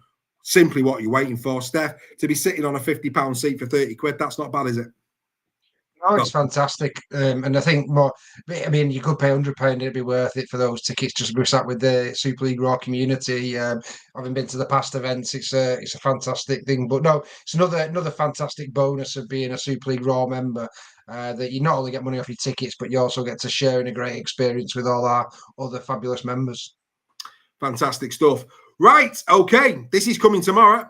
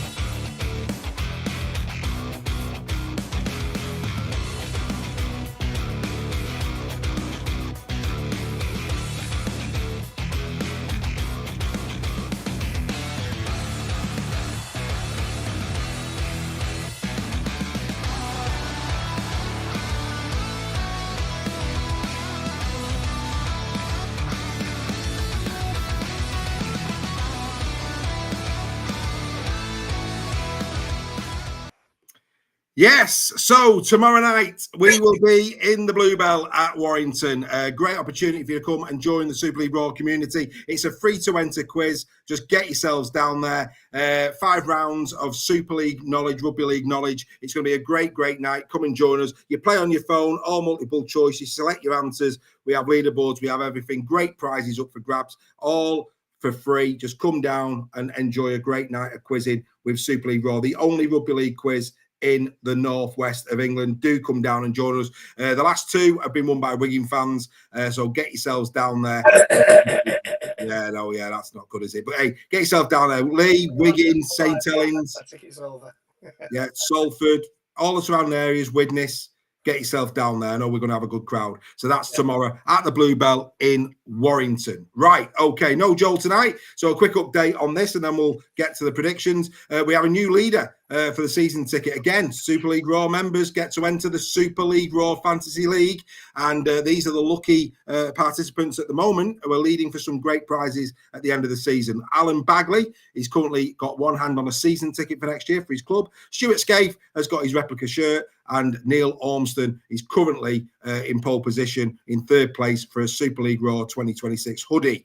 This is how the league looks. And as you can see, very, very tight there at the top. Only less than 100 points between the top 2. Actually, the top 3. They've been interchanging all year. But actually, if you look there, Stephen Broomhead, a Leopards fan, in 5th. He's not a million miles away. David Moore as well. He's in contention. He's a Hull KR fan. He's doing well as well. Liam Cannon, he's in 7th. Stuart Scaife of his second team is in 8th, as is Neil Ormston. Those boys need to get out more, I have to say. Alan Bagley as well. But all of them have got 2 teams in the top 10. They obviously study form. I wouldn't mind going the GGs with them boys. And then Mark Arnell, who has said he doesn't support any team, albeit Rovers return 105. He obviously likes Coronation Street. He sits in 10th place. So that's the Fantasy League. Make sure that you change your teams no later than midday on Thursday. Good luck to everybody who's involved in that competition. Right, okie dokie. Here we go. This is the Prediction League. This is where we are currently. If you're a non-member, get over to our website and get your selections in for this week. If you go to our news area, you can actually get involved with this Fantasy League by letting us know who do you think will win and by what score this weekend. The members have already cast their votes already. And this was last week's scores. I got 16 points, but I've turned up for once. Outstanding. Members, Earl and Joel, all got 11. Steph, non-members, and Greg got 9. What it means is that the members now have a 7-point lead on Greg. Greg has a comfortable 15-point lead on the non-members, and then it's very close after that. Just 5 points. Well, actually, let's include myself in that, actually. 10 points. 10 points separate the non-members to me, who is just above Earl Crabtree, who brings up the rear on 191 points, does our Earl. That's how the league table is looking. But the members are doing very well indeed. Right, let's get into some quick debate around round 17. Of course, we will be back for the Captain's Run on Thursday live at 6 p.m. The Captain's Run on YouTube. So those listening to the podcast, every Thursday night at 6 p.m, we look forward to the next round's games with full analysis of how we think the games will go. Join us 6 p.m. on YouTube this Thursday. Have a look at the Captain's Run. These are the games that we're going to be discussing. The Tigers taking on Huddersfield. Wow, that's a biggie all of a sudden. Leopards take on Wigan in the Battle of the Bubba 3. Is it 3 this? It's 3, isn't it? The Decider, of course it is, yeah. Of course, it is the Decider. Salford take on Warrington. FC take on Saints. Magic Saints. Wakefield Trinity take on the Catalan Dragons. And Hull KR take on the Leeds Rhinos. Right, let's talk about the first game. These are the squads. They're already in. Casford, of course, without Texoy, Jason Gary, Simbikin, Hall and Mustafa. As for Huddersfield, they welcome back Adam Swift and Oliver Wilson, Liam Sutcliffe, Adam Clune, Sam Hewitt. And, of course, now Level's still out for them. This is suddenly a massive game. Again, Luke Robinson coming under so much criticism, you know, that he's an assistant coach and all that kind of caper. If Huddersfield were to lose this, you do fear for Luke Robinson, the amount of penalties he's going to be getting, Steph. Yeah, definitely. It's a massive, massive game for both these sides. I think Swift coming back and Wilson, as we already alluded to earlier, is massive for Huddersfield. Castleford will be buoyed by their fantastic performance against Wigan. So the jungle as well will be an advantage for Castleford. So yeah, it's going to be a really good game, man. Great to have a Thursday night game this week. We all missed that last week thanks to my team playing over in Catalan the week before. So yeah, great to have Thursday night rugby. I'm really looking forward to this one as a neutral. I think it could be a real humdinger of a clash. And you're right. I think with whoever comes out on the wrong side of this, questions will certainly be asked to that coach. Yeah, I think pressure's on both of them without doubt. Which way are you going and what score, Steph? I'm going to go Castleford 1-8. Cast 1-8. More pressure for Luke, yeah? Yeah. Reggie, your thoughts?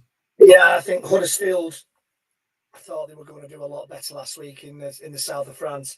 Temperatures got to them. I think Castleford will be angry about what happened against Wigan. They had that game. They could have won it. Some might argue they should have won it. It's Castleford. It's a tight ground. Huddersfield have got some players back, but I'm going Cast 9-17 because I think the results, both results last week, will have a bearing on how each team plays, and I'm going for Cast 9-17. Sorry, Huddersfield friends. Fair enough. Outstanding. Right. In terms of the members, they've gone Cast 1-8. The non-members currently are tracking at Tigers 9-17, like you, Reggie. Gary Bowie's going the Giants 1-8. Graham Smith's gone Cast 9-17. John Wilkes, good evening, John. Good. John will be with us tomorrow. That'd be good at the quiz. Giants 9-17. Phil Webster Cast 18+. A confident Phil Webster there. 18+ to Castleford. Craig Force gone the same way. Freddie McGilvray hoping that it will be a Giants win at 1-8. I'm going Giants 1-8. I'm going to show the Cowbell Army a little bit of love. Right, let's go to the next one. Of course, Battle of the Borough, Greg. The decider. Yeah. Massive game, this one. Wigan out of sorts. Lee coming off the back of the loss at Leeds. What's your thoughts, mate? This one, again, it's one of those games where a toss of a coin decides it. No matter how each team comes to this game, no matter what form they're in, this means more than just the game itself. It's a battle of the borough. Lee, that 1-0 win, and then Wigan bounce back. I just fancy that Wigan they've got a wet sail and they're coming home. I'm going Wigan 9-17 for no other reason than they're just starting to pull things together at the business end of the season. And that's no disrespect to Lee. And I would not be surprised if Lee won 9-17, but I'm just going with a gut feeling and think that Wigan are going to win this one 9-17.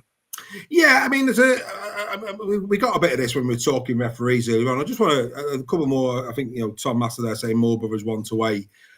This talk about referees from a town shouldn't be able to referee their town. If we're talking about corruption, if we're talking about that, what difference does it make? Because if they were going to be corrupt, they'd be refereeing the teams that were up against their hometown team, and they make sure that they lost. If you get the point. So if they're going to be biased to make the hometown team win, if they were actually refereeing the nearest challengers, they'd be biased to make them lose. It's a nonsense, really. It's a nonsense. Yeah, like if it was a Wigan ref, you could say they shouldn't be reffing OKR at the minute. Correct, exactly. So they can't. Well, who is the ref for this game? Do we know? It's about integrity. Is it Jack Smith? Well, he's Wigan, isn't he? Yeah. But the point here is, this is why we've got to trust integrity. We have to, and you've got to put your trust in the rugby football. Yeah. If corruption was ever to be found, it'd be out. It'd be as simple as that. The full-time referees, the livelihoods would be gone. So I don't sign up for this. I think for me, it'd be very obvious if they were doing that. Yeah, don't forget that these referees are audited by Phil Bentham, and if he thought that they were deliberately making decisions to benefit another team, they would be pulled up on it. It's as simple as that. All this talk of saying you can't referee your hometown. That was all well and good when we had 26 referees that could all referee. We've got 6 full-time referees. Correct. So we can forget about that. And if we think the referees are deliberately cheating, you may as well give up on rugby league If you really think that's why your team's losing, then stop watching the sport, go and watch football. Exactly that. I mean, it's like, I've seen a few where, because of the mistake and they've admitted the mistake, the game should be replayed. It's like saying to a goal kicker, "Oh, the wind blew there. Can I take it again?" No, you can't. Yeah. It happened. Move on. Things happen in a game of rugby league. I'm sorry. Mistakes are made. Mistakes are made, as in life. It's a game of rugby. When all's said and done, it's a game of rugby. Right, Steph, your thoughts on your hometown team taking on your nearest neighbours? No, I think it's going to be a really good game. I don't think both sides are in any sort of brilliant form. Lee quite inconsistent defensively. Both sides, I think, have shown weaknesses.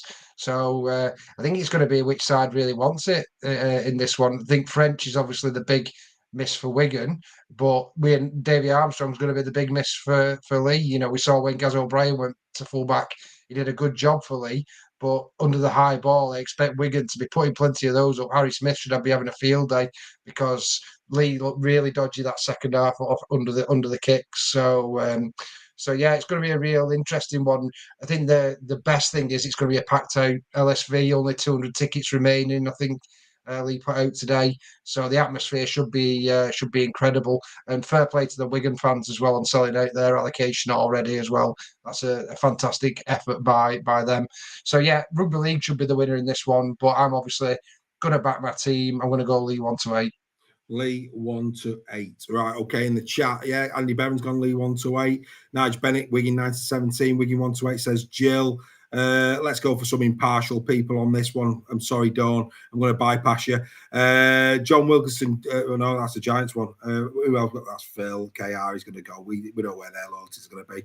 Yeah, Kerry's gone Lee. Surprise, surprise. John Wilkinson's gone Lee 1-8 there. There's a neutral. 1-8 from him in there. But yeah, I mean, most KR fans hoping and praying that you win, Steph, by the looks of it, is what I would say. Surprise, surprise. Yeah. Well, we'll definitely have a few Robins fans this week. Next week might be a different story. Absolutely. I'm going to go Wigan 9-17. I think history tells you they turn up for these games. I think because of their recent form as well, you can imagine he's going to proper wind them up for this game. And because of the defensive lapses, and I know that Adrian will be doing a lot of work to tighten that up for Wigan, but you can't afford to be defending like that against Wigan. If you do, they're going to pick you apart. Well, I think the big one there on this one is, will Josh Charnley play? Because that's obviously a bit of spice in that one with being the next Wigan player, but also the fact that he's been omitted from the Lee side will be feeling very aggrieved to have been displaced in that position following his injury. And with the talks of him going to Oldham next year, this is a real chance for Josh to show why he should never have been left out of the team if he does come in for Darnell. And also Bailey Hodgson as well. Will he come back into the side now with David Armstrong injured?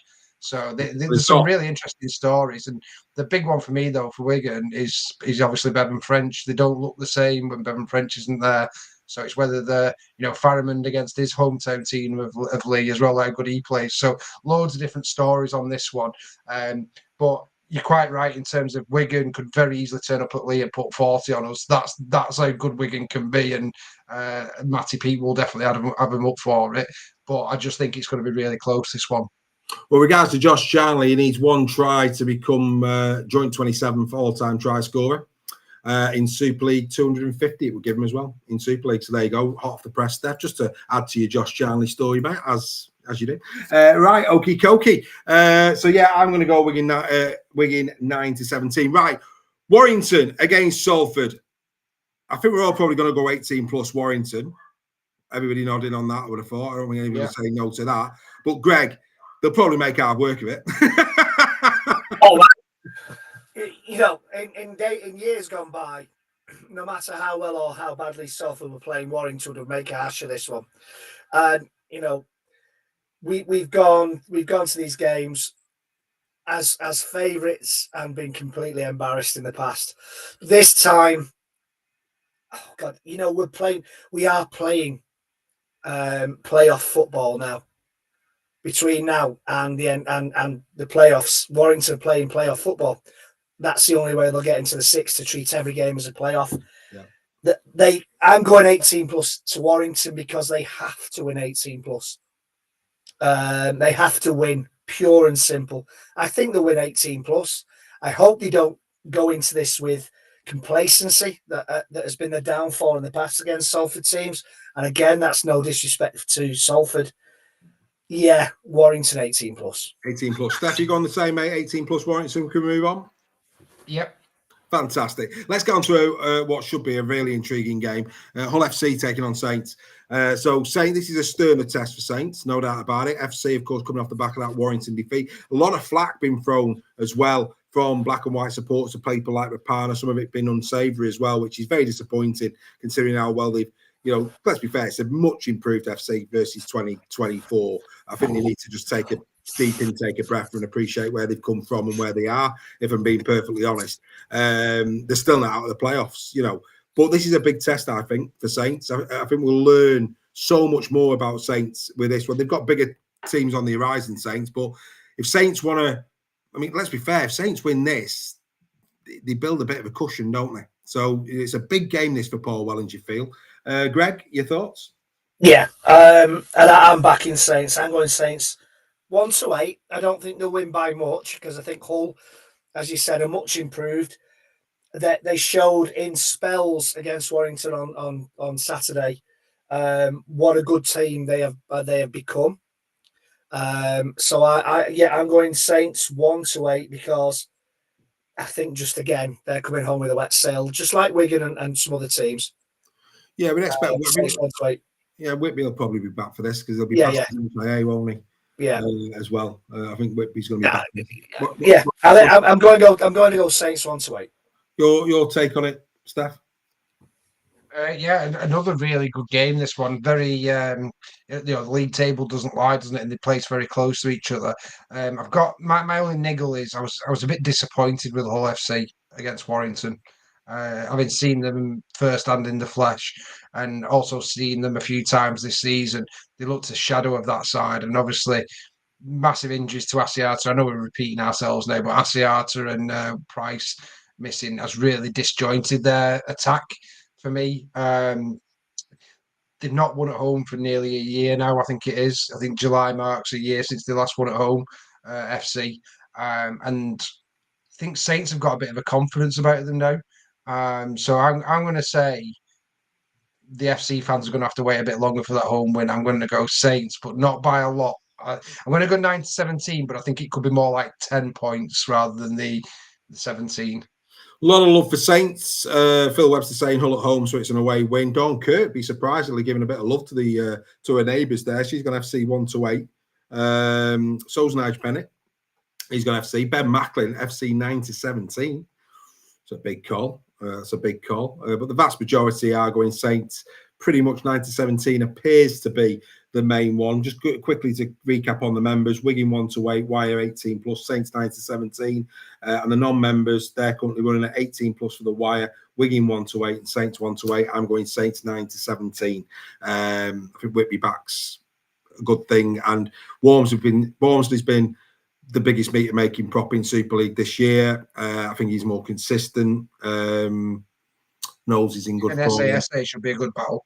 Yeah, but somebody said it, I think, on Final Whistle that he's looking a bit fatigued. Maybe he's been carrying a bit too much. I don't know. But I just think, I think Saints will do him. I really do. Right, I'd say this is an interesting one to call. Trinity Catalan at Trin. This is an interesting game to call, this one. Trinity, obviously, off the back of a comfortable loss, really, in the end. Again, it'd be interesting to see who's out, who's in. Darryl Powell almost suggesting that Truman might not be out for this game. He could, it was just a shoulder, like a dead shoulder type injury, and that's why he came off. He didn't seem overly concerned. Still got issues in the pack. Be interesting to see what team he's got to select from. But we know of the two, Trinity have been the more informed team this season, no doubt about that. But is this the start of something for Catalan? Is this the start of their revival? Is it, do we see enough at the weekend to suggest that they might string a couple of wins together now? Who knows? Steph, we'll start with you. What are your thoughts? No. Lovely. I've seen both sides in the past couple of weeks. Obviously, both live. Wakefield are a far better team than Catalan, especially at home. This is my most confident prediction this week. I'm going Trinity 18 plus. That's a big call, Greg. Your thoughts? Catalan will be buoyed by that win at the weekend. I think a lot of people would have thought they'd have got beat by Huddersfield. Oh, hang on. You're going again. Am I going again? Yeah. I'll speak slowly. There you go. That's better. Thank you. I think a lot of I think a lot of people expected Huddersfield to have won at Catalan, given the win at Warrington the week before. I'm going Wakefield 18 plus. 18 plus to the. I agree with Steph totally. I'm going 9-17. 9-17 is what I'm going. Mark Smith's agreeing with me, as is Rebecca. Frey, Phil Webster's gone 9-17. Nice Bennett sees it. Wakey 1 to wait. Ollie Stokes has gone Trinity 18 plus. Ollie's still with us. It's your bedtime. Get to bed. Wakey 1 to wait for Tom. John Wilkinson's gone Wakey 9-17. Not any love for Catalan? No. So Catalan 1 to 8. Ben Macklin. There's a bit of love because soon I've got a few injuries. Yeah. But most going Trin. Most going Trin. And then the final game of the weekend is a belter. Hull KR Leeds. This, again, should be a test for KR. If KR was to go and dominate the Leeds Rhinos, ouch, is all I would say to that. I think for the comp, we want Leeds to give them a proper game, don't we? Can Leeds go to Craven Park and win, Greg?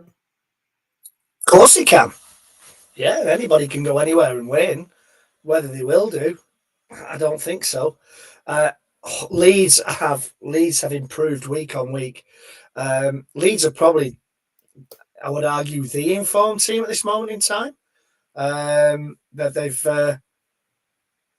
They've done really, really well. I'm really impressed with them. I just think KR at home, the atmosphere. And I'm going KR 9-17. I think KR will just have too much for them. KR 9-17 says Reggie and Steph. Yeah, really looking forward to this game. I think this is potentially, as Greg would say, the tie of the round. I think this is going to be probably the biggest test KR have had this season, apart from the Wigan game at home. So it'll be very interesting if things don't go KR's way, how Craven Park, the crowd reacts, and whether they get behind them if that situation arises. That being said, Leeds' defence has worried me against Lee for my prediction on this. When you throw KR's attack at it, I mean, the Leeds attack was good. KR's attack's a lot better. So that's the bit that concerns me is can Leeds outscore KR like they did with Lee? I don't think they can. So I'm going to go KR 9-17. But again, on the lower side of the 9-17, I think it's going to be a lot closer than what people think. Well, Kev Wall's gone KR 9-17. Ben Macklin's gone Leeds 9-17. Garibo KR 9-17. Leeds sold out, be a big atmosphere. Reece Martin, man of the match, says Garibo. Rebecca Frey, KR 9-17. Rovers 9-17, says Nigel Wood. Ollie Stokes, who is allowed to stay up late on Super League Raw night. Well done, Mum and Dad. You know it makes sense. He's a celebrity after all. 1-8, says Ollie. Kerry Robinson, 9-17. John Wilson's gone Leeds 1-8. So, yeah, a bit of a split opinion on this. KR, I normally go KR 18 plus, but I'm going to rein it into 9-17 for this one. I think Leeds have got enough to perhaps not get the blowout, but I do still think KR have got too much on the night. Outstanding stuff. Right, look, we've done our plate. We need your help. You know that. Become a member. Please become a member. There's so many benefits to becoming a member. You get your money back eventually. You will. It's as simple as that. You just need to become a member, be a part of this fantastic community. Do the QR code. Go to the website, www.superleagueraw.com to join us. Go to the membership. Join us at the Bluebell. If you're in and around Warrington tomorrow night, you'll have a great night with us. It's going to be a really fun quiz. I've just got to write it, but trust me, it will be fun. And we'll get that one done tomorrow. But no, from all of us to you, thanks very much as always for joining us. We're back for the captain's run at 6 p.m. on Thursday. We'll look forward to your company then. On behalf of Greg, myself, and Steph, new computers. Who'd have thought? He needs them. We'll get it sorted for next week. Bye for now. Bye for now. Here are your top performers after 16 rounds of the Betfred Super League. The top try scorer adding another at the weekend is Jay Field of the Wigan Warriors on 18. Whilst the most try assists have come from Lachlan Lamb of the Lee Leopards, 23. The most meters made have come from Liam Marshall of the Wigan Warriors, 2,399. The most clean breaks have been made by the Robins' own Mikey Lewis, 22. The top tackler continues to be Oliver Partington of the Catalan Dragons, 660. Whilst the most tackle busts have come from Junior Insemba of the Wigan Warriors, 99. The most hard meters made down the middle have come from Alex Wormsley of St Helens, 2,044. Whilst the most offloads have come from Catalan Dragons to Vita Pangai Jr. on 33. And finally, the most goals this season thus far have come from Artur Morg of the Robins on 57. These are your top performers after 16 rounds.